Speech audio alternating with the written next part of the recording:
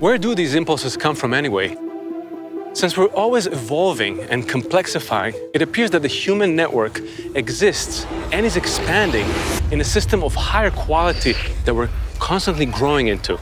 A more inclusive aspect of nature that manages the system below it, much like a brain manages the body and all its organs.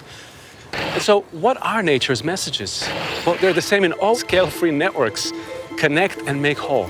Nature evolves its parts to handle more connection, making them more useful to the system and able to receive much more benefit from each enhancement. And according to the new science, connection aimed at greater states of unity may be the prime directive of the system.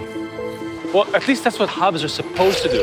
But when they don't, or when they act like nodes, a built-in alarm goes off. Every node feels there's something wrong and demands what's missing. The nodes, the Gentile function, unconsciously sense that development and well-being are being choked off and the whole system's in danger. These responses are autonomic, mechanical. The Gentile function is triggered by the system to send alarm signals, pinging the hubs, like, go to work, do something, we're suffering here. In the human system, this takes the form of demand and anger aimed at the Jews.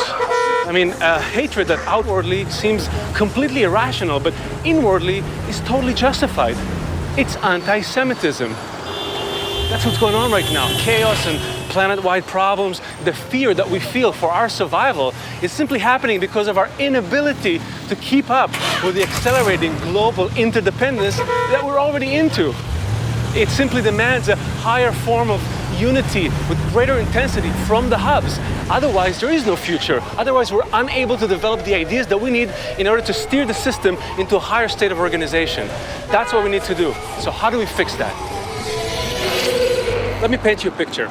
Unity is the prime directive. Every time we hit a crossroads, it's immediately met by subconscious system-wide directives to unite. Now, this unity can happen in one of two ways. If unity is initiated by the cohesive function, the Jew function, we expand through free will. Voluntary agreement coming from the concern for all the parts. Progress, we get an enhancement of quality and sustainability. But if the expansive function moves towards unity first, we get empires. National unity based on force, pitting race and religion against each other. An expansion of quantity, fascism, war, genocide. Yeah, let's look at genocide.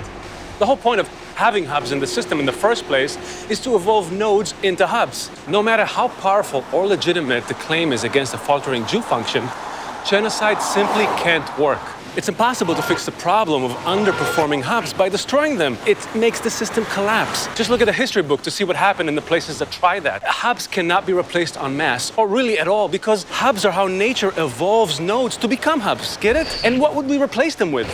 Gentile and Jew functions aren't self-appointed roles, they're products of natural structures. Any group of nodes that would imagine it could work in some other way that opposes how nature works just plain isn't a hub.